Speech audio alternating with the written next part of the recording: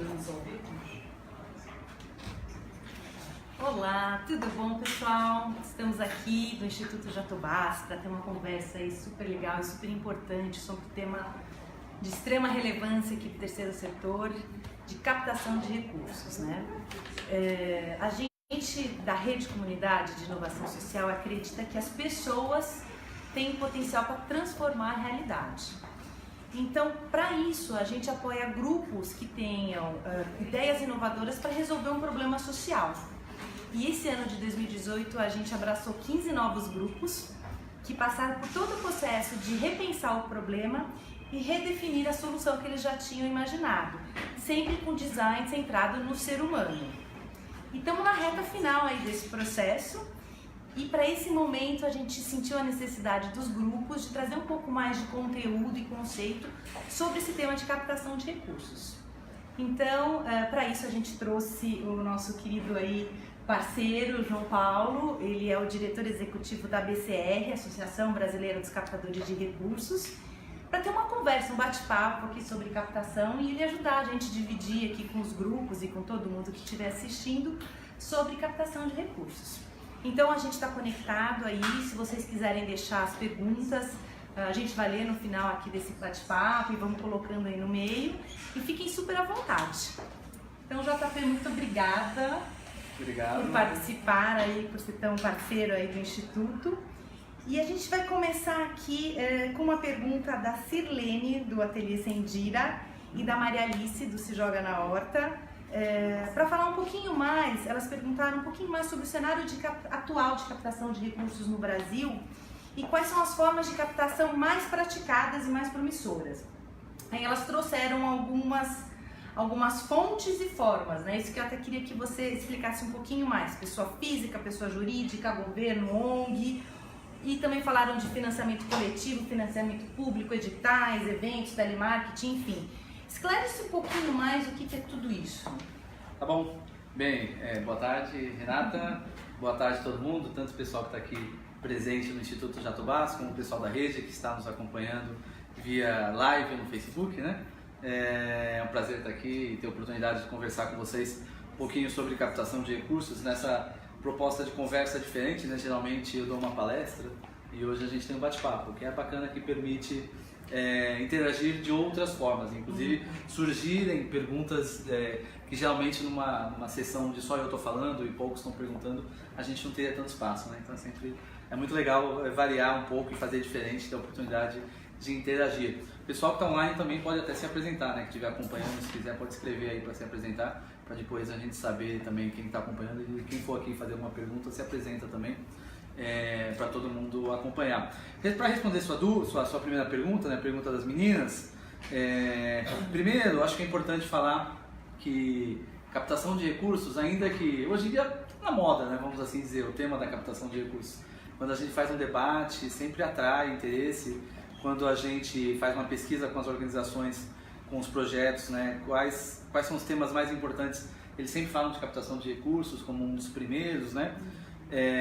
Então, de fato, do ponto de vista da sociedade civil, do terceiro setor, né, é um tema que está bastante forte, mas ele ainda é bastante desconhecido, né? As pessoas, de forma geral, têm a expectativa de que existe fórmula mágica, né?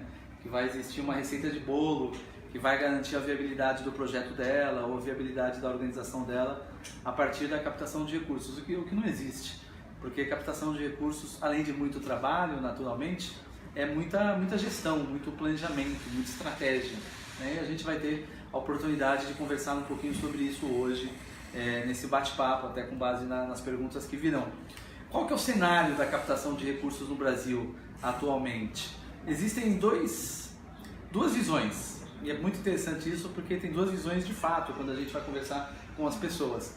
Tem aquela visão de que está ruim, e está ruim para todo mundo, e tem menos dinheiro, e a crise não se consegue financiar. E tem a visão oposta que diz que tem muito recurso lá fora, mas que as organizações não estão preparadas para ir atrás desse recurso, mas que não falta dinheiro, principalmente dinheiro, porque por essência, por natureza, o dinheiro é o principal recurso que a gente precisa para garantir que a gente possa utilizar todos os outros recursos que que a gente precisa, né? Sem dinheiro a gente não paga estrutura, não paga equipe, não paga equipamento, não paga contabilidade, não paga o administrativo, ainda que a gente possa ter vários outros recursos que são necessários, como doação de produtos, de trabalho, de tempo. Com relação a essas duas visões, geralmente o pessoal que acha que a situação está ruim é porque em muitos casos depende de poucas fontes ou de uma única fonte de receita. Isso significa o quê? Significa o quê? Que o projeto, ou principalmente a organização, por exemplo, ela só tem financiamento público. Ela tem um convênio, um termo de parceria com uma prefeitura, ou ela é bancada por uma única empresa. E aí quando você é muito vulnerável a ponto de depender de um único financiador, de pouquíssimos financiadores, a chance desse financiador restringir o apoio em momentos de crise é muito grande. Quem dependia só de dinheiro internacional, ou quem dependia só de prefeitura, a gente tem milhares de organizações pelo Brasil inteiro, São Paulo, interior do país, totalmente dependentes de prefeituras. E aí a prefeitura corta mesmo, porque o dinheiro acabou. O dinheiro da administração pública acabou nos últimos anos. O dinheiro das empresas também, as empresas são vendidas, fechadas, fundidas, elas cortam o orçamento. E você vai cortar primeiro onde? Você corta na doação, naquele dinheiro que não é o dinheiro ligado à sua operação. Onde que não tem crise, né? Ou onde que as organizações, em que lugar da captação que as pessoas estão, vamos dizer, mais otimistas? Quando elas têm uma estratégia e uma estrutura de captação de recursos muito mais diversificada, principalmente dependendo de quem acredita na causa dela. E existe uma diferença de você depender em quem acredita na sua causa e você depender em quem só financia projetos, né? Quando o seu doador acredita no seu trabalho, na sua causa, ele tende a ficar apoiando você mesmo numa situação de crise. Ele vai cortar esse apoio no final, no limite, né? Já quem apoia só financia projetos porque a nossa empresa tem segue esse objetivo de desenvolvimento sustentável, ou o governo precisa contratar a nossa organização para atender crianças. Eles cortam quando o recurso acaba. Então as organizações que são mais dependentes, ou que, melhor do que isso, que são financeiramente sustentáveis, com o apoio de quem acredita na causa delas, e isso eu falo principalmente de indivíduos, quem é mais apoiado por indivíduos, sofreu muito menos com a crise. Na verdade, a maioria das organizações que capta recursos com indivíduos cresceu bastante nos últimos anos. Até porque o brasileiro, de forma geral, ele é solidário, né? Ele tende a doar, ainda que não exista, da forma como eu entendo, no Brasil, uma cultura de doar dinheiro para financiar causas. Existe cultura de doação, mas a gente não doa dinheiro para financiar as causas que a gente defende. Então tem essas duas visões, né? Eu sou um otimista, na verdade. Eu acredito que o cenário para captação de recursos no Brasil está crescendo e vai crescer muito, principalmente para quem se preparou, para quem se estruturou, para quem está diversificando fonte de receita, para quem está investindo. Você tem que investir em captação de recursos, né? O recurso não vem do nada, não vem do ar. Então você tem que investir, tem que ter estratégia, tem que ter equipe para isso. E eu tenho observado que as organizações que viram captação de recursos como investimento e não como despesa, elas conseguiram se manter bem nesse período. Aquelas que acham que colocar dinheiro em captação de recursos é só gasto e focaram só no seu projeto, essas tiveram mais dificuldade. E aí, para responder a segunda parte da pergunta, né, o que é fonte, o que é forma, estratégia, fonte é de onde vem o recurso. É um pouquinho isso que eu falei, né? Você tem várias fontes. Quais são as principais fontes de recursos no mundo da captação de recursos, né? E aí a gente fala sempre de captação para causas, né? Quais são as principais fontes de recursos? Indivíduos. E aí algo que talvez para muitos seja novidade, mas é algo que não só a gente acredita, como de fato é a realidade no mundo. A maior fonte de recursos para projetos sociais, para ONGs, né, vem de indivíduos. Avassaladoramente, assim, mais de 50%. Nos Estados Unidos chega a ser 80%, né? Porque, de novo, o indivíduo ele acredita na causa, o indivíduo se vincula, o indivíduo se sensibiliza. E a gente tende a continuar doando por muito tempo e querer doar cada vez mais. Então, a principal fonte de captação de recursos geralmente são os indivíduos. Depois você tem também governos, empresas e outras ONGs, né? O próprio Instituto Jatobás, por meio do seu edital, está financiando alguns projetos e algumas organizações. Geralmente, inclusive, as ONGs no mundo até doam mais do que as próprias empresas. Essas são as 4 principais fontes de receita de captação de recursos: indivíduos, empresas, governo e outras ONGs. Há outras fontes de receita? Igrejas também doam, sindicatos podem doar, partidos políticos, mas esses não doam não. Só recebe, mas poderiam doar. Né? A fonte de recurso, a fonte de captação, de onde vem o recurso? Qual que é a forma de captar? Ou qual que é a técnica de captação? É a estratégia que você vai utilizar para ir atrás desse recurso. Então, por exemplo, com empresas, a gente pode captar recursos com empresas por meio de editais, quando elas abrem editais públicos, né? A gente pode captar com empresas por meio de relacionamento, reuniões junto às empresas. A gente pode captar com as empresas por meio de leis de incentivo fiscal e por aí em diante. Governo, geralmente até pela nova legislação, a 13.019, vai ser editais. Se falar de captação com indivíduos, aí então você tem um sem número de maneiras de captar com indivíduos, né? A gente pode captar com telemarketing, a gente pode captar na internet. Acho que a gente vai falar de crowdfunding, de financiamento coletivo mais pra frente. Você pode captar nas ruas, eu adoro receber pedido de doação na rua. Porque é quando a ONG se expõe. A gente pode fazer eventos de captação de recursos. Na verdade, evento de captação de recursos serve para captar com indivíduos e também com empresas. Você vende mesa para as empresas entram e levam seus funcionários, fornecedores e por aí em diante. Então, algumas dessas técnicas, elas servem para várias fontes.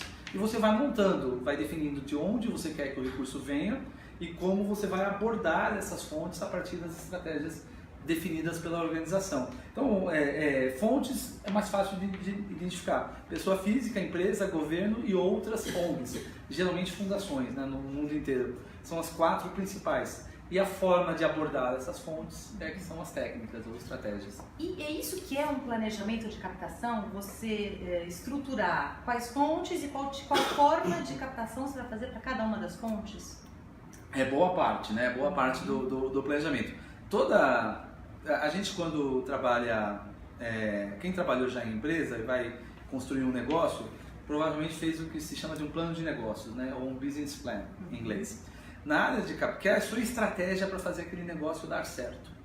Na área do terceiro setor, né, na sociedade civil, a gente também tem o nosso documento de estratégia.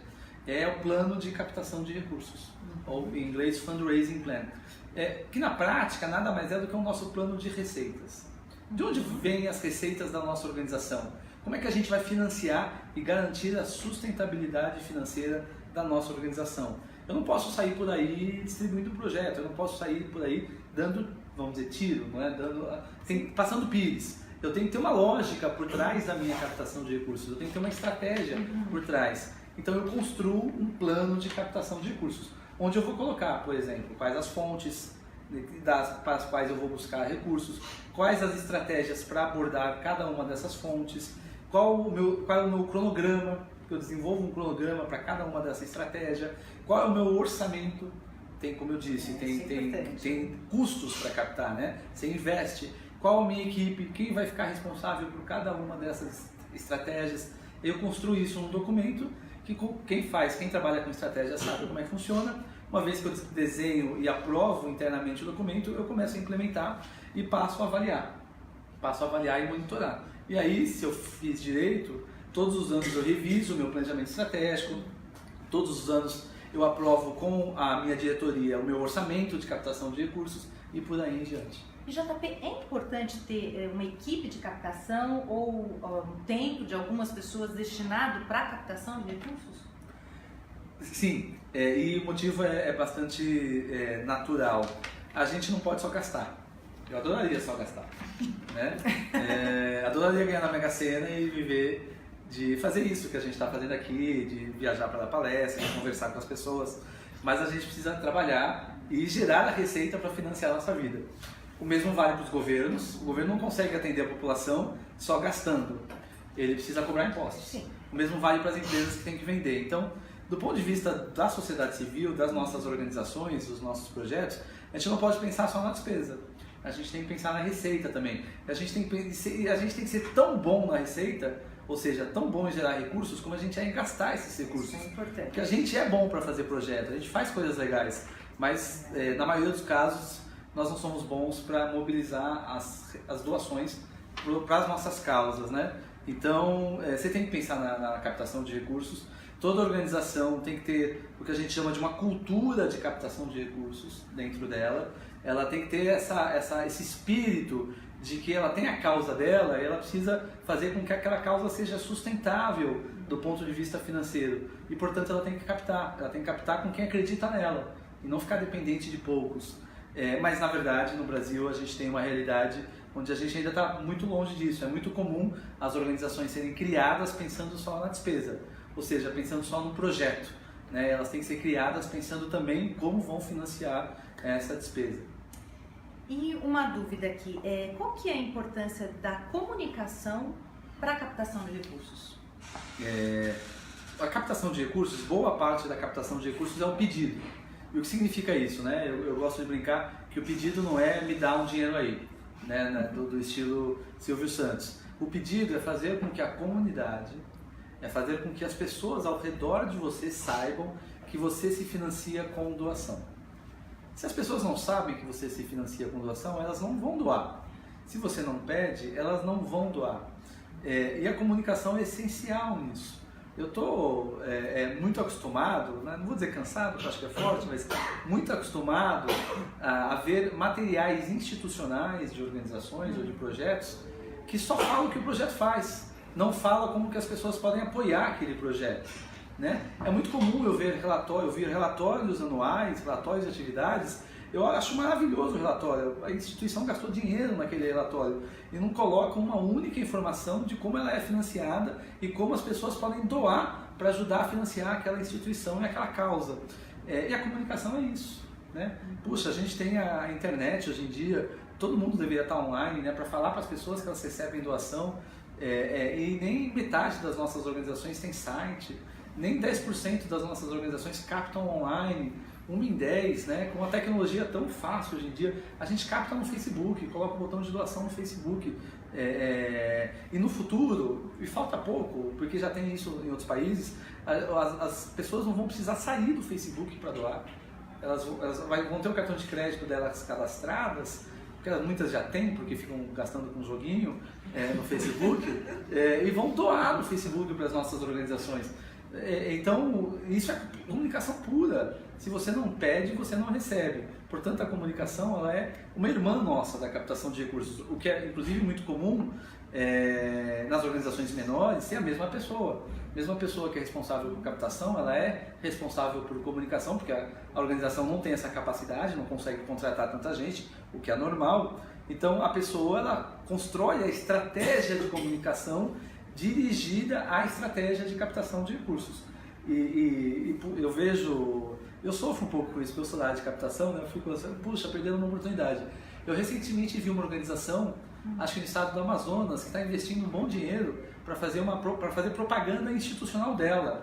Vai aparecer na TV, é aquele vídeo bonito, que sensibiliza as pessoas.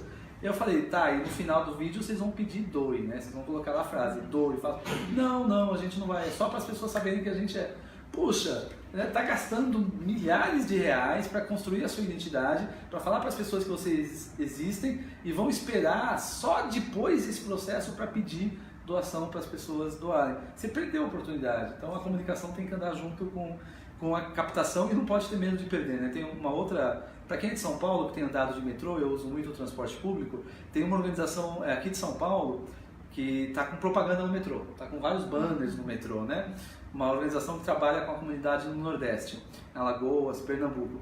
E aí a propaganda é legal, eles provavelmente pagaram, mas quem sabe até não conseguiram aquele espaço de graça no metrô, que é para divulgar a organização e para pedir doação. Aí se você vai ler o tamanho do texto doe, da palavra doe, está escondidinha no canto inferior direito. Um baita outdoor no metrô e a palavra doe escondidinha no canto inferior direito. Então, captação é pura comunicação, o pedido tem que estar à vista. Tem que ser bem... Isso é uma coisa importante porque mês que vem a gente vai falar sobre comunicação, então depois a gente já manda aí os convites e E vamos ter também um super especialista em comunicação até para complementar aqui essa conversa de hoje. Que eu espero que fale bem da captação, como eu estou falando da comunicação. São irmãos, não tem como, né? Bom, agora a gente tem uma pergunta da Marina, do Se Joga na Horta. Ela perguntou quando é melhor um programa de aceleração do que um aporte de um edital? Certo, são coisas distintas. O programa de aceleração ele é muito utilizado para startups. Acho que talvez ela esteja pensando também no que a gente chama hoje de negócios de impacto social.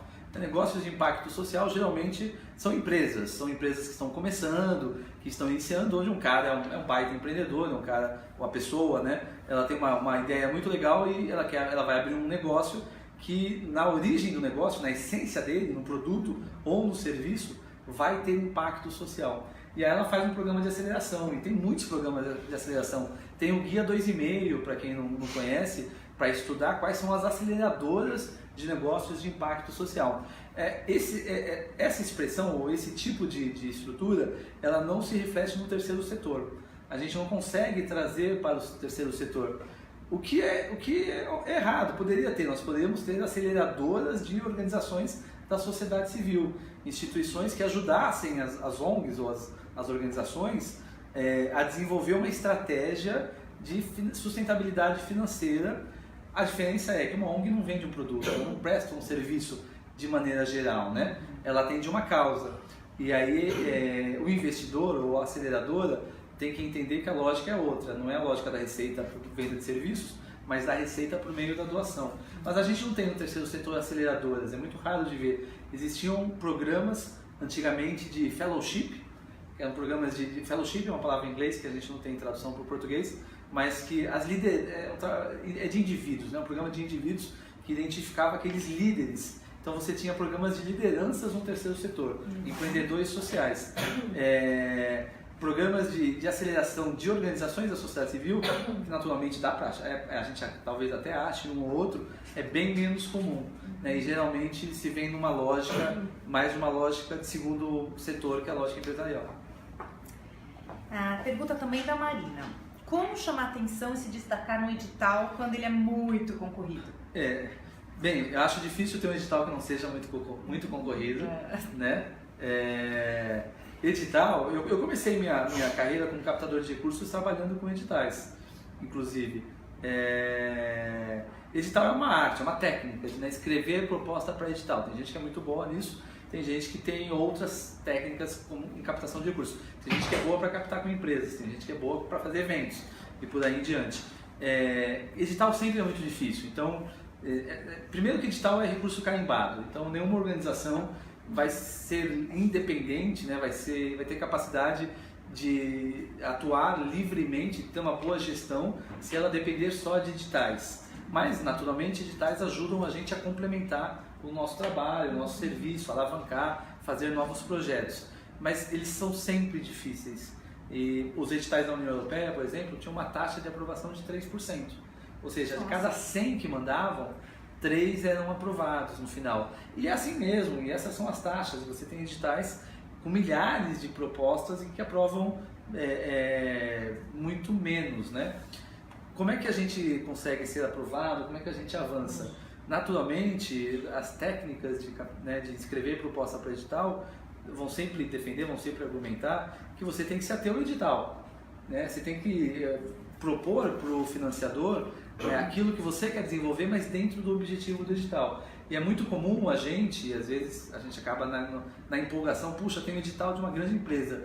Nunca fiz nada, nunca pensei em fazer nada nessa área, mas vou inventar alguma coisa para ver se eles aprovam.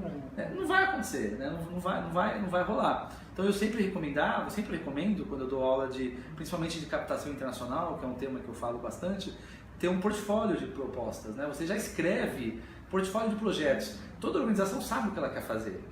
Se eu tiver 10 milhões, que projetos que eu vou fazer? Vou fazer esse. Escreve antecipadamente, faz um portfólio, né? 2 ou 3 páginas para cada um desses projetos, e à medida que os editais vão saindo, você analisa o portfólio e vê se um desses projetos se enquadra no edital, se pode ser adaptado ao edital, porque aí você vai propor algo que você realmente quer fazer. Porque o avaliador, eu mesmo avalio editais, sou convidado para avaliar editais, a gente percebe, né, que quem propôs algo que não tem nada a ver com o edital, mas porque ele acha que é a coisa mais revolucionária do mundo. Mas não é o que o financiador pediu, não é o que o financiador está querendo financiar. E aí, naturalmente, a decisão é do financiador, né? É difícil passar. Boa dica, boa dica. Bom, temos uma aqui, na rede comunidade a gente tem grupos que são formalizados, então são institutos, associações, e tem grupos não formalizados, são coletivos, grupos de pessoas, enfim. Quais são as possíveis alternativas de captação para esses dois formatos tão diferentes? Os institucionalizados vão partir para a captação de recursos, como a gente está falando até agora. Aí tem uma série de possibilidades de desenvolvimento de estratégias de captação. A gente pode dar uma série de sites também, a Captamos, a Escola Aberta, várias dicas para as pessoas aprenderem sobre captação de recursos. Quando são grupos, são movimentos, são coletivos não institucionalizados, é muito mais difícil. E é muito mais difícil porque a maioria você tem que formalizar a doação, né? A maioria dos financiadores busca uma organização, busca uma instituição para receber essa doação. E pouquíssimos financiadores, em geral internacionais, financiam também movimentos, financiam também grupos. Então vai ser muito difícil você ter, acho que até vocês fizeram isso, né, no edital do Instituto Jatobás, para movimentos. Tem a Brasil Foundation também, tem alguns outros financiadores, o Fundo Brasil de Direitos Humanos também faz isso, mas é a grande minoria que vai apoiar projetos mesmo que o grupo não tenha uma organização. Nesse caso, onde é que pode estar uma saída, uma solução?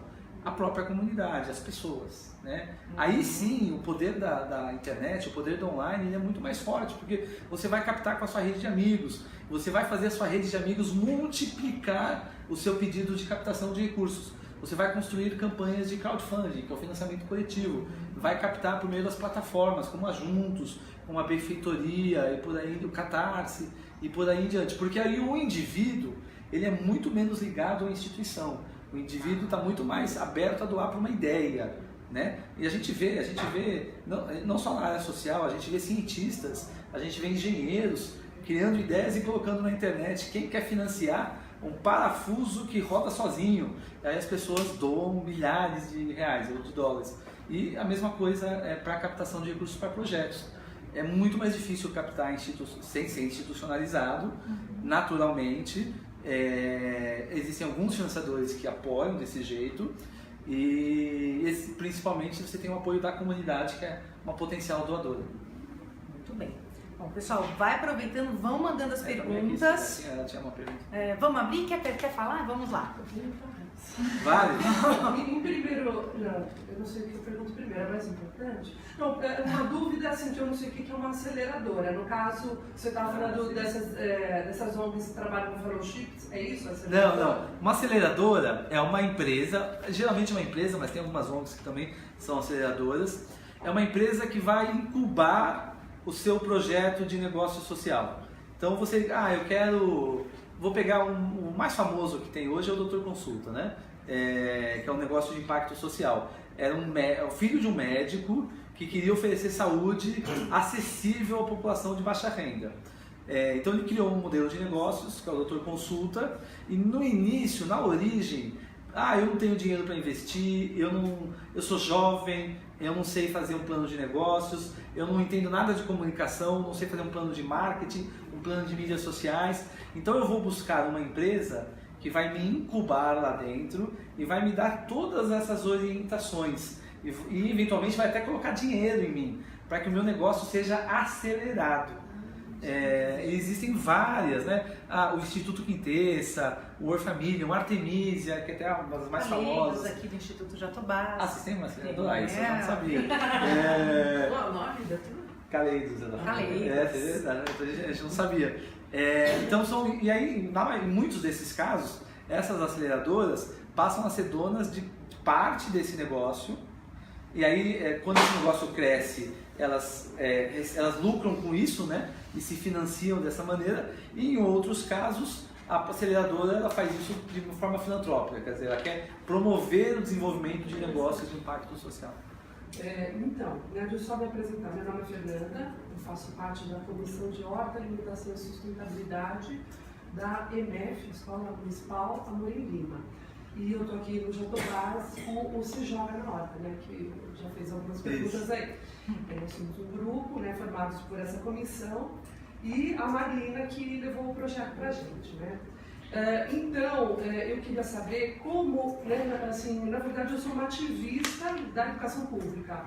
Eu sou mãe nessa escola e sou vizinha de outra escola, pública. E na Amorim, a gente, a gente capta apoio, recurso para projetos, a gente tem muito para aprender. Mas sendo uma instituição pública, tem outros caminhos, Então, assim, primeiro, eu queria dizer que o político doa dinheiro, sim. Recentemente a gente recebeu a visita de uma política, uma deputada federal, que disse que, em vez de comprar ambulância, vai apoiar financeiramente uma escola, um projeto. E isso é muito importante, saber que tem político que sabe investir o dinheiro público. E a outra coisa, eu queria saber muito como funciona a doação de imposto de renda, tanto de pessoa física como de pessoa jurídica. Existe instituição que consegue algum dinheiro significativo por essa via? Vamos lá, doação de imposto de renda, pessoa física e pessoa jurídica, só porque não tem o microfone, Sim, o pessoal não está ouvindo, Espero que estejam me ouvindo bem. Eu queria falar um pouquinho de escola pública também, porque eu fui aluno de escola pública. E puxa, eu estudei numa escola chamada Brasílio Machado, Escola Estadual Brasílio Machado, na Vila Mariana. Você estudou com... E faz 20 anos já que eu saí de lá. E o colégio fez 70 anos agora, em 2015. E eu nunca recebi um pedido de doação depois que eu saí, Eu tive bolsa de cursinho, eu entrei na GV e na USP com bolsa, porque eu estudei lá, e eu dava uma bolsa para os alunos, eu fui aprovado. Eu fiz teatro lá, eu jogava no time da classe, jogava no campeonato, dei meu primeiro beijo lá dentro, tudo. Tenho um baita carinho pela escola. E eu fui do jornalzinho, montei jornalzinho lá, briguei no Grêmio e tudo mais. E a escola fez 70 anos e não chamou nenhum dos ex-alunos para celebrar, E nunca fez um único pedido de doação para a gente, por meio da escola ou por meio da PM, que tinha lá, acho que deve ter ainda, para que os ex-alunos contribuíssem. E recentemente eu tive a oportunidade de ir para os Estados Unidos, fui para Los Angeles e fiquei na casa de uma amiga, e como ela sabe que eu sou captador, ela me levou para uma festa de captação de recursos do departamento cultural da escola pública que o filho dela vai. E não é uma festa da escola, é uma festa da área cultural da escola para captar doações para a escola pública. Porque aqui a gente acha que o governo tem que bancar tudo, E as privadas lá também captam. Claro, os pais vão atrás de dinheiro para as privadas. Os pais vão. Aqui no Brasil é o mesmo caso. Depois eu fiz a Fundação Getúlio Vargas, que eu tive financiamento, eu me formei com bolsa, eu tive fundo de bolsas. Passou quase 15 anos para eu saber que eu poderia doar para o fundo de bolsas da instituição para que outros bolsistas estudem na GV, como eu. E hoje eu dou, mas passou 15 anos para eu saber disso, porque eles não pediam. A instituição não pede. Então, seja escola pública, seja instituição filantrópica, privada, se as pessoas não tiverem, se você não tiver essa comunicação, esse contato e não pedir, as pessoas não vão doar. Mas tem potencial, E aí, em relação a leis de incentivo, eu não sou um especialista em leis de incentivo. E no Brasil, infelizmente, pela nossa legislação, nós precisamos ter especialistas, porque nós temos uma legislação muito burocrática.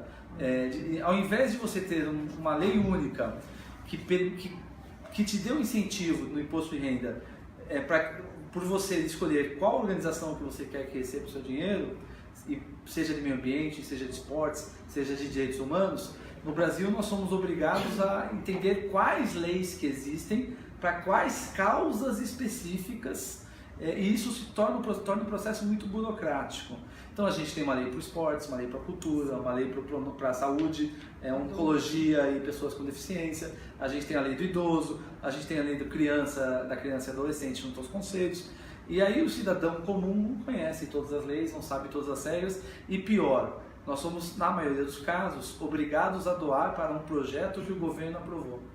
Então eu não dou para a organização, eu quero doar para a organização, eu não quero doar para um projeto, eu quero doar para uma organização. Mas nós somos obrigados a doar para um projeto que o governo... Então tudo isso, do ponto de vista econômico, é ineficiente, é burocrático, né? A gente deveria ter uma legislação única. Tudo bem, nós não temos, isso é o ideal. O que nós temos? Então hoje você pode, com o seu imposto de renda, se o indivíduo faz a declaração por formulário completo, ele pode fazer doações na cultura ou para criança para os fundos de criança e adolescente, né? Se eu não me engano, uma ou outra lei de incentivo também permite doar, o incentivo doar, e ele declara no imposto de renda e abate do total que ele tem de impostos a pagar, ou da base de cálculo de impostos, na verdade, né? Então a possibilidade existe, a Receita tem até facilitado, hoje você pode fazer a doação no ato da declaração do imposto de renda. Você escolhe o fundo da criança e do adolescente que você quer doar, você fala, vou doar para o Funcad em São Paulo, gera uma guia. Mas tem que ser para os fundos, não pode ser, por exemplo, se eu quero doar para a APM da escola.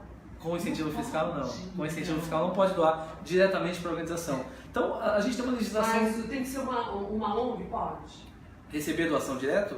Não. Só tinha um caso específico, tem um caso específico, antigamente se chamava OCIP, né? As organizações da sociedade civil de interesse público, elas poderiam receber doação direta de empresas. Hoje, a lei nova 13.019 diz lá que as empresas podem doar diretamente para as ONGs, independente de ter projeto aprovado em lei. Mas eu desconheço alguém que esteja utilizando esse recurso e é só empresas. Pessoa física não pode. Pessoa física está fora. Das UCIP é o 6%? Eu não sei. Tudo converge a 9% no total, na soma das leis, né? Tá. Mas eu não sei especificamente cada lei. Bom, vamos falar um pouquinho mais aqui dos grupos. Bora. Na rede comunidade, a gente tem grupos que trabalham com temas completamente diferentes, que vão desde economia criativa, cidades sustentáveis, até combate à violência de gênero e raça. E a gente quer saber como que esses temas podem influenciar na hora da captação. A causa, né? Como é que a causa influencia na área da captação? Bem, eu vou dar o meu exemplo, né? Eu dou, e a gente que capta tem que doar, tá?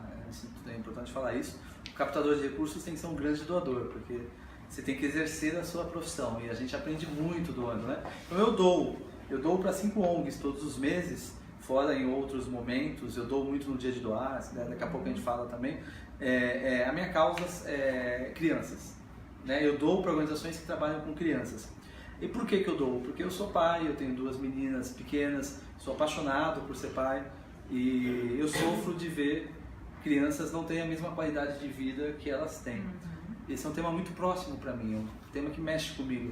Eu não vou mudar a vida de todas as crianças do mundo sozinho, por mais milionário que eu possa um dia vir a ser, se eu ganhar na Mega Sena, ou se o Bill Gates me adotar, sei lá. Eu não vou poder mudar a vida das crianças. Mas eu também não consigo trabalhar numa organização de crianças para mudar a vida de um pequeno grupo, porque nesse momento eu estou trabalhando no desenvolvimento do setor como um todo. Então a forma como eu tenho de ajudar o máximo possível as crianças é doando para organizações que trabalham com essa causa. E essa causa está próxima de mim. Então a primeira coisa que faz as pessoas doarem, elas têm proximidade, reconhecimento na causa. E naturalmente tem causas que são mais fáceis de gerar reconhecimento, como crianças, como saúde, como educação.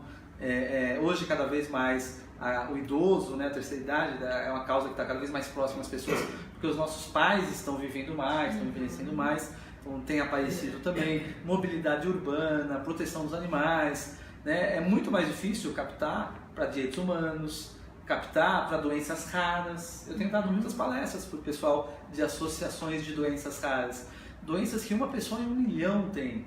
Aí você faz uma associação, como é que você vai trabalhar para que a pessoa doe para você se ela nem conhece a sua causa? Aí a comunicação ela vai ser diferente.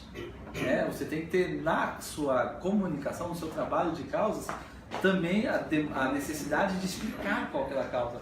Tem um exemplo, muitos que estão aqui presentes, muito do pessoal da internet deve lembrar, do desafio do balde de gelo. Né? O desafio do balde de gelo que viralizou, né? E foi legal que foi em época eleitoral, né? Então você tinha os políticos fazendo o desafio do balde do gelo. Vamos ver se vai ter alguma coisa que vai viralizar nessas eleições aí. Além de levantar 200, 300 milhões de dólares, o desafio do balde do gelo chamou atenção para uma doença degenerativa, que é a ELA, que a maioria das pessoas não conhecia. E não tenho dúvida que muitas mais pessoas passaram a doar para essa causa depois do desafio. Ainda que, claro, não é que milhões de pessoas passaram a doar. Então, para causas menos conhecidas, a sua comunicação tem que ter uma preocupação de explicar a causa e sensibilizar as pessoas. No Brasil, onde a gente tem, sei lá, de 100 milhões de potenciais doadores, que poderiam estar todos os meses doando R$20, R$30 para a sua causa, para a sua organização. A gente não tem nem 30 milhões doando, uma vez por ano, tem muito potencial para crescer. Então tem muito espaço para todas as causas se apresentarem. Eu vou dar um outro exemplo, eu quase escrevi no Facebook, no Instagram Stories, eu estou para escrever. Eu não sei como as pessoas vão reagir, mas a gente uma das causas mais fortes essa semana é violência de gênero, né? Pelo que aconteceu no Paraná, que suscitou todos os outros exemplos que acontecem todos os dias, mas que agora a mídia está abordando de forma muito mais enfática. E eu recebo um monte de comunicado no WhatsApp, no Instagram, um monte de meme, um monte de manifestação. E são todas muito importantes, mas eu estou quase escrevendo. Vocês aí me dizem se eu devo fazer isso ou não. Tem grupos aqui que trabalham com esse tema. Quer se manifestar? Se manifesta. Mas doa também. Escolhe uma organização que trabalha com violência de gênero e doa. E não só posta no Facebook, não só posta no WhatsApp, no Instagram. Mas não sei se eu vou escrever, hoje à noite eu escrevo lá, faço Escreve. Stories. Agora, você falou muito de pessoa física e pessoa jurídica, essa questão do tema. Como é que você tem que procurar qual empresa pedir? Tem que estar alinhado, não tem? As empresas, institucionalmente falando, empresa não tem coração, né? Não é nenhum demérito, não é uma crítica. A empresa não tem coração, quem tem coração e se sensibiliza somos nós. Mas as pessoas dentro das empresas têm.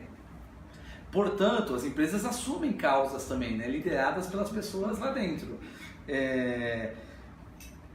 Hoje em dia, com o tema da responsabilidade social corporativa cada vez mais forte, né, a tendência é as empresas apoiarem mais as organizações. No Brasil, ainda que no Brasil, a gente tem uma tendência que não é muito positiva das empresas fazerem seus próprios projetos sociais, né? As pesquisas mostram que elas investem nelas mesmas e não doam, como é o modelo no mundo inteiro. No mundo inteiro, a empresa fala, puxa, minha causa é câncer, mas eu não entendo nada de câncer, então eu vou doar para as instituições que trabalham com câncer, como faz a Avon, por exemplo, o Instituto Avon, que é responsável por salvar um monte de vida no Brasil, por meio de doações de mamógrafos, de trabalho em hospitais de câncer, de mulher e tudo mais.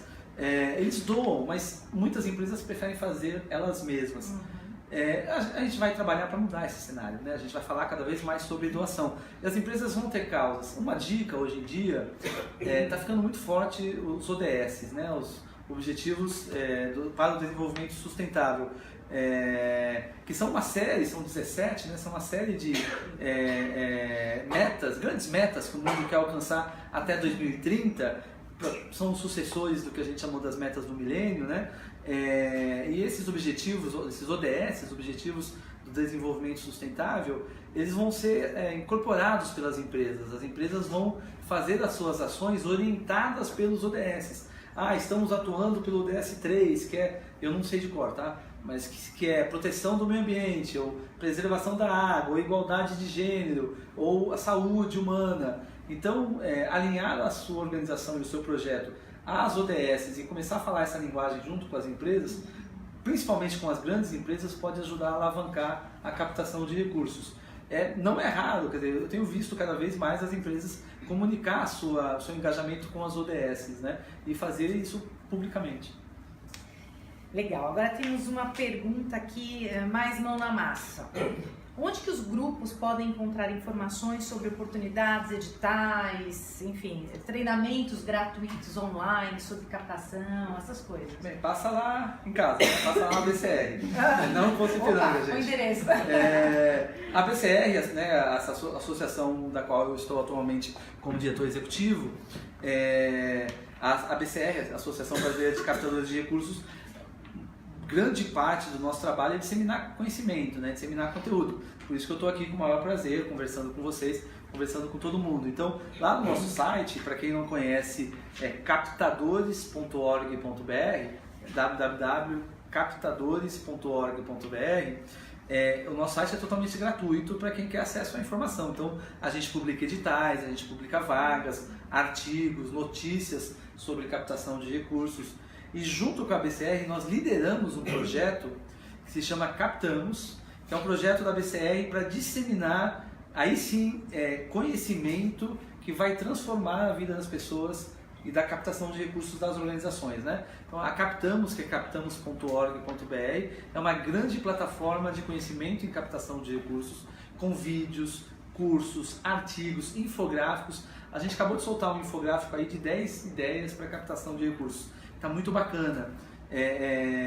E com a Captamos, a gente está tentando reunir o máximo de conteúdo relevante sobre captação de recursos para quem quer aprender, para quem quer estudar, para quem quer multiplicar, conseguir acessar de onde estiver, né? Eu estive recentemente no meio da Floresta Amazônica. É um pouco demorado, mas dá para acessar lá também, porque a internet para às vezes. Em São Paulo, no Rio Grande do Sul, na Paraíba, as pessoas conseguem acessar porque é online e de graça. Então, além do site da BCR, o próprio site da Captamos é onde a gente coloca tudo que a BCR oferece. Legal. Temos mais uma pergunta da Maria Alice, aqui do Se Joga da Horta. Ela quer saber qual o passo a passo para a captação. O que você tem que fazer em primeiro lugar, o que você tem que fazer em segundo. Bem, aí a gente dá uma aula, né? Não existe, de novo, não existe uma receita de bolo, tem que ter planejamento. Então, eu estava até essa semana, na terça, eu dei uma palestra para o pessoal das associações de paradas gay do Brasil, né? São centenas de associações e foi justamente nessa linha, né? Quais são as 5 ideias? Primeiro, você tem que ter cultura de captação de recursos. A organização, dentro da organização, dentro das pessoas, elas têm que pedir. Não adianta você liderar uma organização e não pedir. Né? Não adianta você estar no conselho, na diretoria, falar bem do seu projeto, ir para a imprensa, ir para a mídia, aparecer na Globo e não falar, olha, nós somos financiados com quem acredita na gente, entra no site, conheça e doe. Você tem que pedir. Então tem que ser cultural da organização. E em seguida é estratégia, tem que construir uma estratégia de captação de recursos. A gente não pode sair na rua pedindo. A gente tem que ter uma lógica por trás disso, tem que ter metas, tem que ter indicadores, tem que ter responsáveis. Com a cultura, né, e com a estratégia, a organização consegue desenvolver a sua captação de recursos. Mais do que isso não tem 1, 2, 3, 4. Assim, eu diria que a última dica, que eu também compartilhei lá, a gente tem que acreditar no potencial das pessoas. É quase uma missão minha, e nossa, talvez da BCR, falar que o dinheiro está na mão dos indivíduos, que é quem acredita em causas, né? Quem se sensibiliza. Então, não podemos só priorizar governo, não podemos só priorizar empresas. A gente tem que lembrar que tem milhões de pessoas que são potenciais doadoras para a nossa causa e dá para desenvolver programas de captação com indivíduos também. Você está falando muito e isso está marcando. Peça, né? Sim, sim. Peça. As pessoas às vezes têm vergonha, mesmo no site, não está lá, né? Um botãozinho, doe aqui, né? É uma coisa parece tão óbvia e é isso, o pedido não é olhar no olho e me dar o dinheiro. Porque cada captador tem o seu perfil. Eu também tenho vergonha. Eu já fui em reunião que eu não fui pedir, mas a pessoa esperava que eu pedisse e virou para mim no final da reunião. João, você veio pedir o quê? Eu falei, não vim pedir aqui. Eu também tenho vergonha de pedir no olho. Mas em compensação, quando eu escrevo, quando eu faço material de comunicação, eu peço muito melhor. Cada um, como captador de recursos, inclusive, tem a sua habilidade, desenvolve melhor a sua prática, né? Então, tem que pedir. E aqui uma pergunta do Vinícius, do grupo Agrodim. Qual que é a importância de mostrar indicadores no projeto de captação? E o que acontece quando o projeto é novo e eu não tenho indicadores para mostrar? quando o projeto novo, o que vale é o histórico da organização, né? A organização tem que ter muito mais nome do que o projeto dela. O que é mais importante, inicialmente, sempre, claro, considerando o institucionalizado, né? Quando é um grupo, quando é um movimento, aí você não vai ter isso. A organização tem que construir sua imagem, sua credibilidade, sua marca, seu histórico, seus resultados. Então, isso vai estar apresentado de alguma forma no projeto, na proposta que ela vai apresentar. Depois disso, todo projeto tem que construir seus indicadores, tem que saber apresentar resultados para que ele mostre o quão efetivo e eficaz ele foi em transformar determinada realidade. A gente não pode trabalhar, se a organização está trabalhando numa lógica forte de projetos, né, para se financiar, e a gente tem até que tomar um pouco de cuidado para não entrar nessa lógica dos projetos como forma de financiamento, porque projeto é dinheiro carimbado, não é garantido, não é sempre que tem, você não paga, você não banca a estrutura se você só capta por projetos, mas quando ela já desenvolve projetos, se ela não medir resultados, ela não tem nem argumentos, né? Então é fundamental você desenvolver indicadores. Existem técnicas hoje de avaliação de impacto, né? E mais do que desenvolver indicadores é avaliar impacto da sua iniciativa. E mais importante do que avaliar o impacto de um projeto, eu diria, é avaliar o impacto da organização como um todo. E hoje existem métricas, indicadores, é um pouquinho complexo, é um pouquinho difícil, eu mesmo não entendo tão bem, mas assim, como doador, eu dou para as organizações não só que eu confio, porque doação é confiança, mas que eu também vejo que estão usando bem o meu dinheiro, né? O meu recurso. Como é que eu vejo isso? Com os relatórios que eles me enviam, com os comunicados semanais, mensais, que eles me encaminham. Eu faço esse acompanhamento como doador, assim como todo e qualquer doador deveria fazer também. Ju, quer fazer uma pergunta? Eu queria fazer uma pergunta, João Paulo. A gente, como na rede, eu trabalho na rede comunidade e a maioria, o perfil da rede comunidade são coletivos, são organizações não institucionalizadas. Quando você fala que a melhor forma de doação é a pessoa física, aí você está falando o que você quer dizer concretamente, assim, porque eu fico imaginando no Greenpeace, os caras fazem doação de pessoa física, Isso. São as pessoas na rua, você vê os carinhas lá, doe para o Greenpeace, doe para o WWF.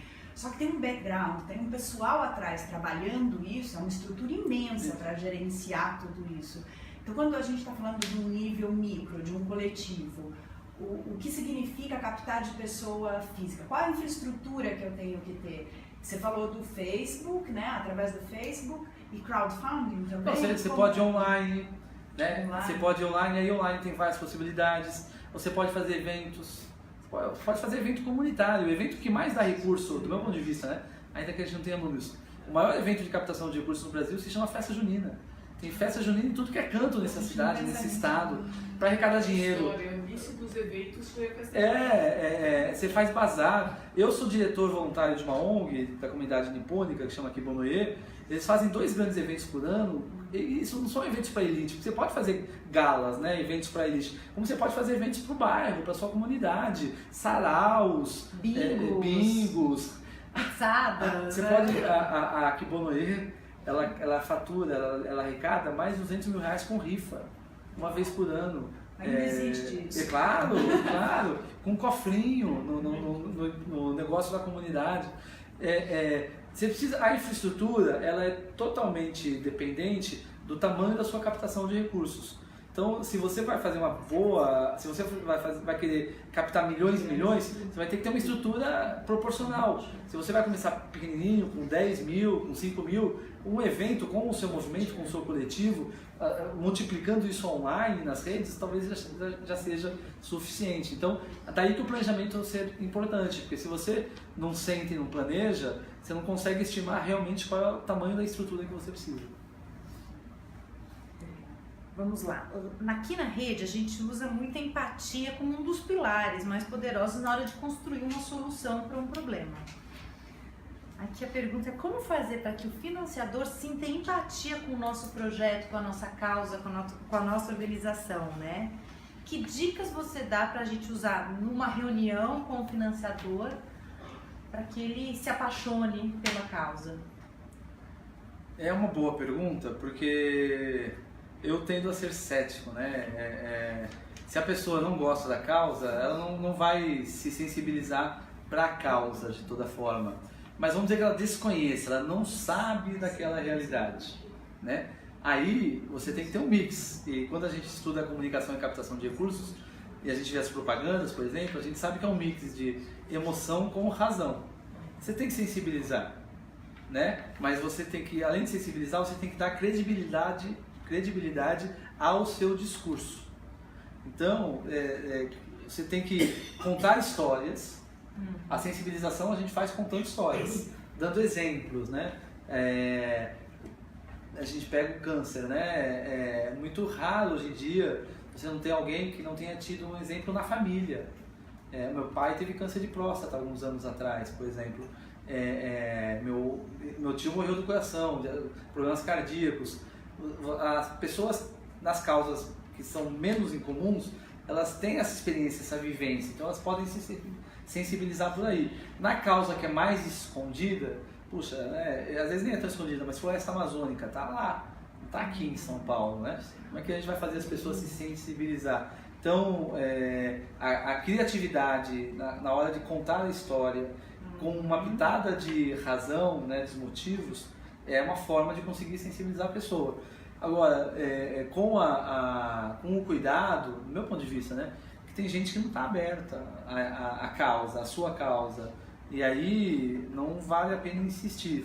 Porém, se você vai numa empresa, às vezes a causa não é ele, né, a causa da instituição, e aí é diferente, né, e aí é diferente. Mas é muito ruim quando a causa é da instituição e a pessoa que está lá na empresa não compartilha, né? Aí é mais difícil também. Mas até mesmo na rua, mesmo quem para a gente na rua, aqui em São Paulo, tem muita gente, né, na região da Paulista hoje em dia, sim, com processos estruturados de captação de recursos. A pessoa vira para mim, o pessoal do Greenpeace mesmo, né, me para na rua e fala assim, quer doar para o meio ambiente? Eu falo, olha, não é a minha causa. E não é mesmo, né? Eu não sei se eles acham que eu estou falando a verdade ou não, mas eu não tenho nesse momento como doar para mais organizações só porque estão me pedindo. Então você tem que ter a sensibilidade como captador de entender isso também. As pessoas têm os seus momentos.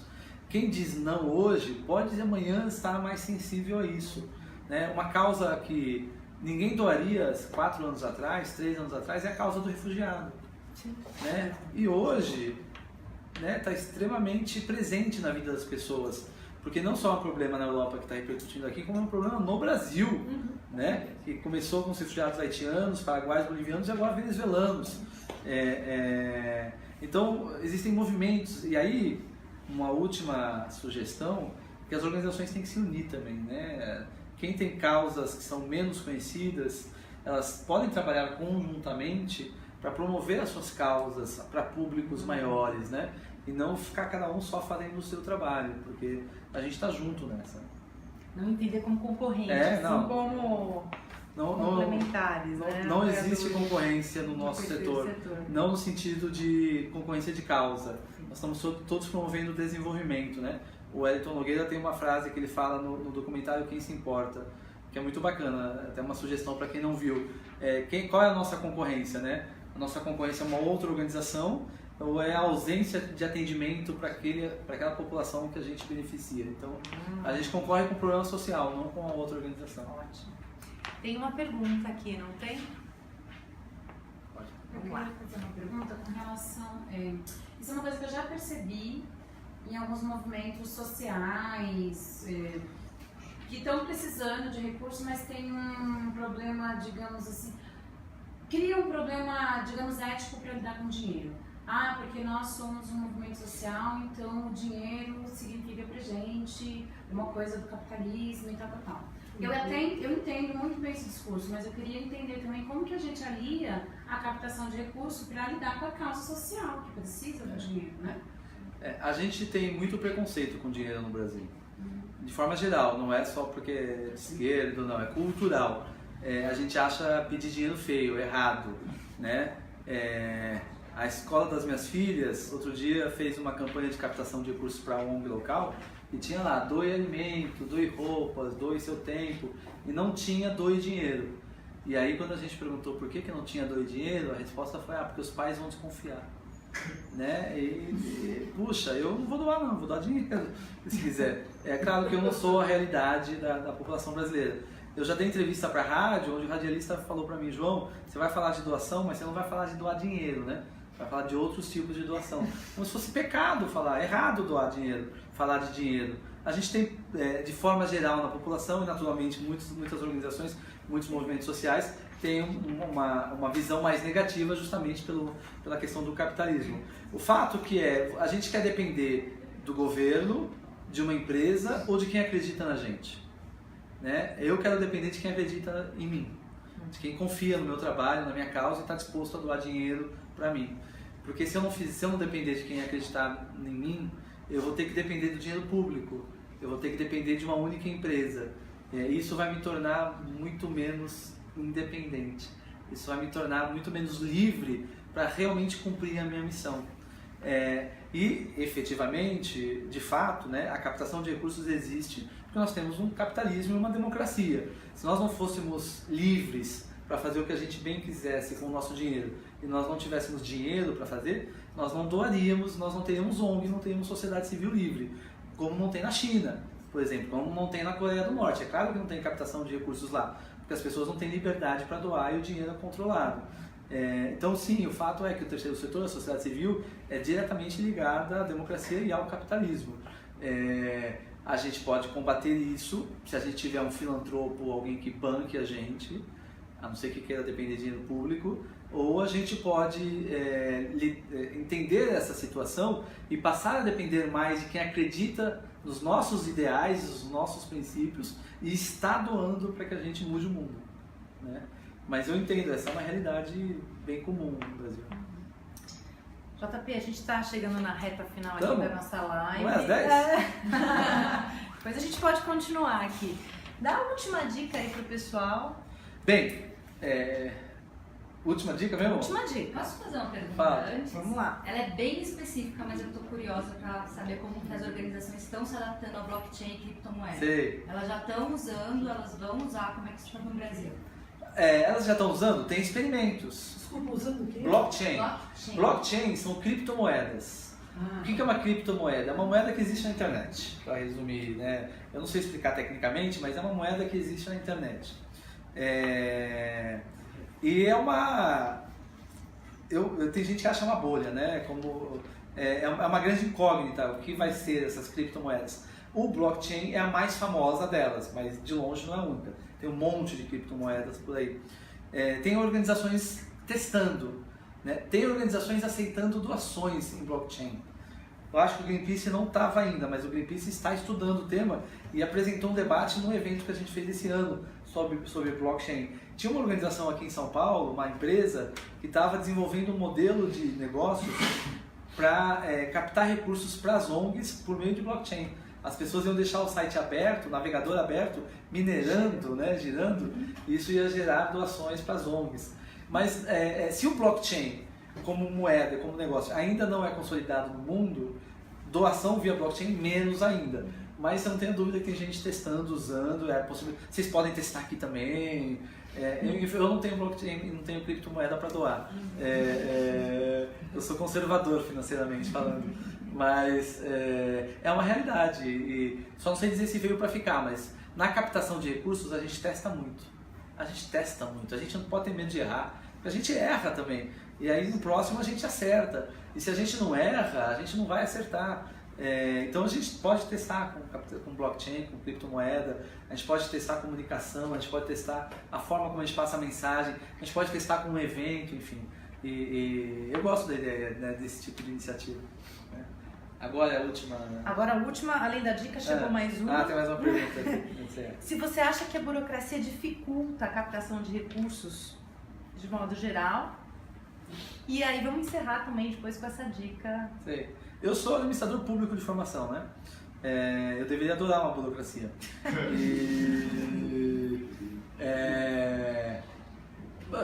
A burocracia pública, né? Da gestão pública, imagino que seja essa pergunta, tem a ver com... Porque você tem que ter processos dentro de qualquer organização, você tem que ter estrutura. Portanto, o nível mínimo de burocracia, no entender da palavra como a estruturação interna, tem que existir. A burocracia brasileira, ela de fato dificulta a captação de recursos. Vou dar um exemplo: certidão negativa. Certidão negativa de débito é uma das coisas mais absurdas que pode existir no país, e tem editais que, antes de aprovar o seu projeto, já te pede todas as certidões negativas. E aí você é obrigado a emitir todas as certidões negativas e ficar atualizando todas as certidões negativas quando o seu projeto sequer foi avaliado pelo financiador, né? Isso para mim é um tipo de burocracia que atrapalha. É uma visão cartorialista que a gente tem no Brasil, né? A visão do documento. Quando a gente vai para a administração pública, isso se repete também, né?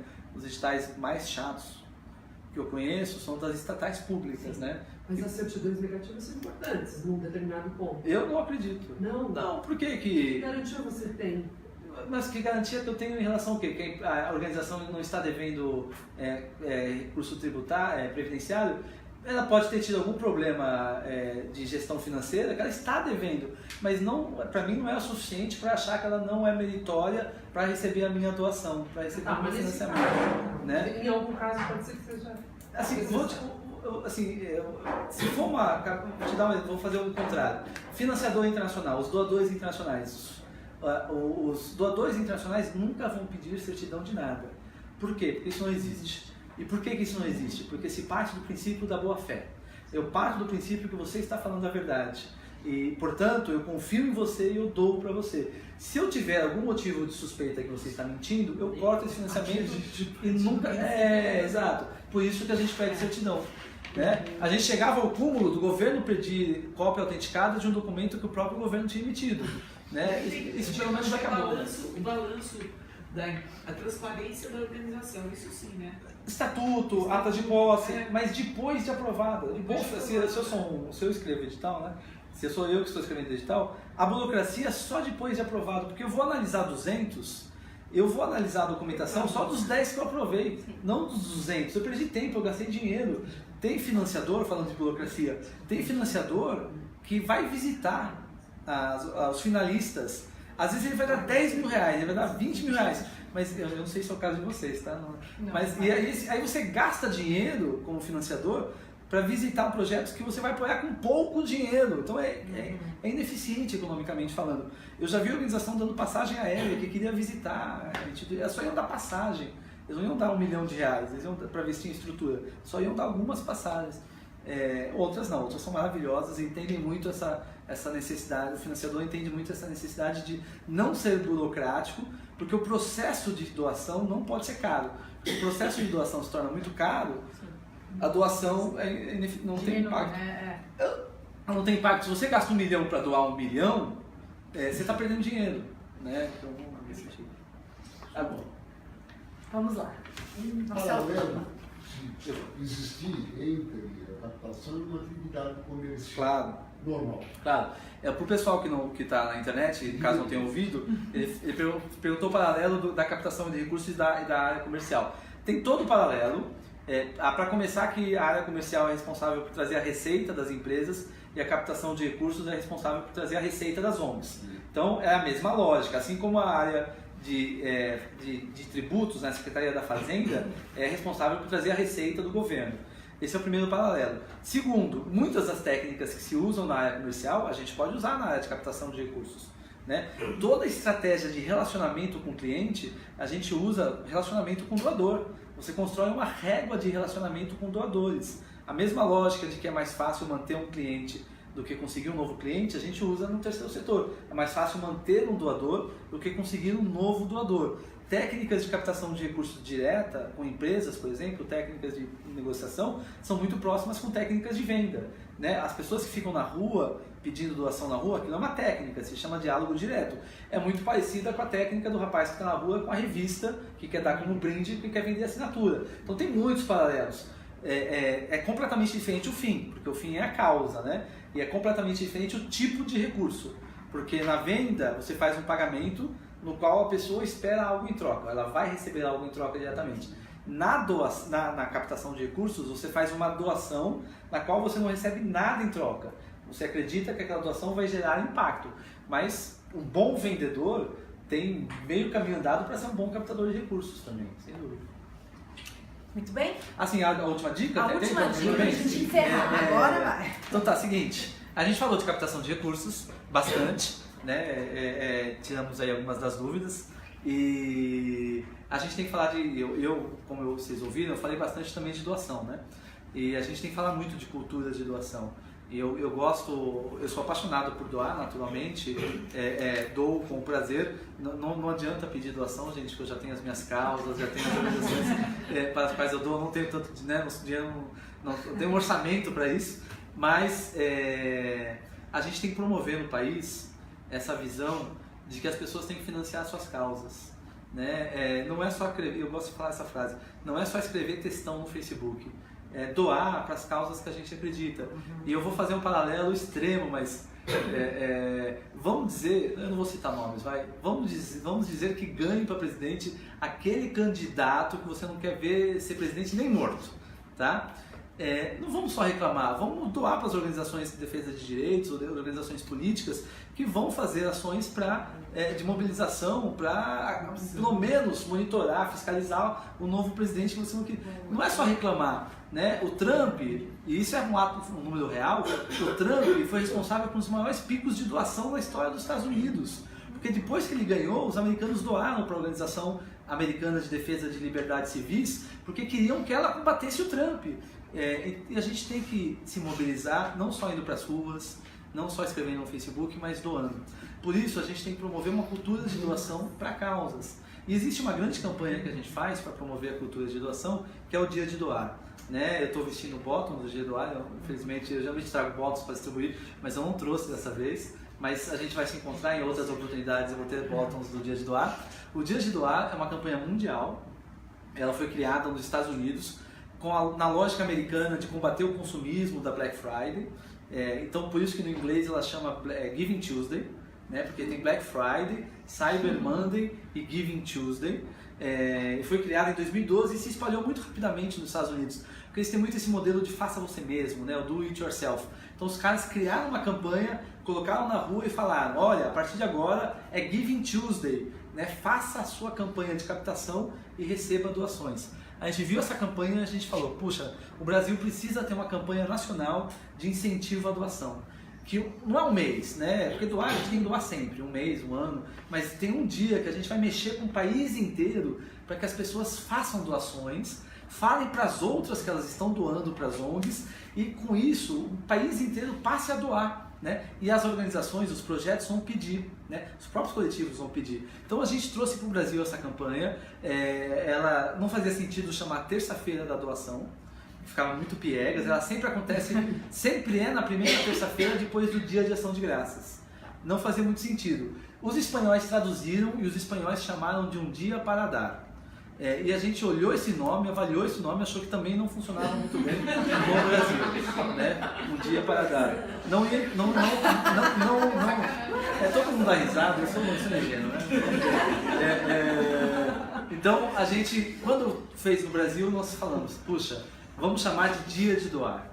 Um grande dia para a gente mobilizar os brasileiros para que eles doem para causas e doem para as organizações da sociedade civil. Esse ano o Dia de Doar é dia 27 de novembro, é sempre numa terça-feira, né, depois do Dia de Ação de Graças. Nós estamos lançando o Dia de Doar no final deste mês, o site vai estar atualizado, o vídeo vai estar no ar, a campanha vai estar no ar. A gente não recebe doação, a gente não doa. Eu sou um dos organizadores, nós promovemos uma campanha para que cada um faça o seu Dia de Doar. As organizações e os projetos captem e as pessoas doem no dia 27 de novembro. E aí, com isso, a gente vai ter o país inteiro mobilizado para doar. E para doar cada vez mais. Então, o meu convite, a minha dica, o meu convite é: se planejem, se preparem, se organizem e façam a campanha de vocês pro Dia de Doar. Pessoas façam atos, né? Porque cada vez mais a gente quer que as pessoas aprendam a importância de doar para causas e para as organizações. E a gente tem que mudar isso e promover isso no país. É isso. JP, muito obrigada pela sua participação. Continuamos recebendo comentários e lembrando que mês que vem a gente vai ter uma live sobre comunicação. Todos já estão comunicados, né? E convidados. A gente vai postar aí no Face da rede o dia, o horário, enfim. E aí a gente volta aqui com vocês e sempre bem-vindo aqui. Muito obrigada, viu, gente?